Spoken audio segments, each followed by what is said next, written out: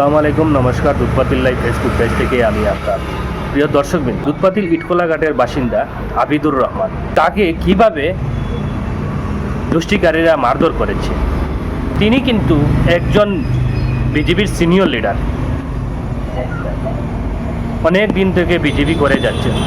ওনার মুখ থেকে বাকি সব কথাগুলো আপনারা শুনুন।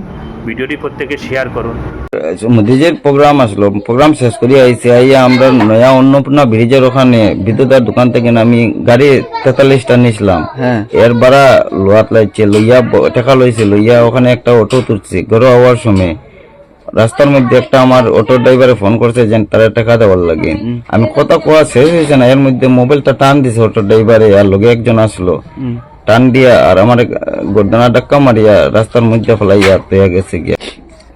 যার কপি আছে, সিভিল হসপিটাল গেছিলাম, ব্লাড বেশি যাওয়ার কারণে আমার আগে হসপিটাল পাঠাইছে, থানাত গেছি না আমি এদিন পরে আইয়া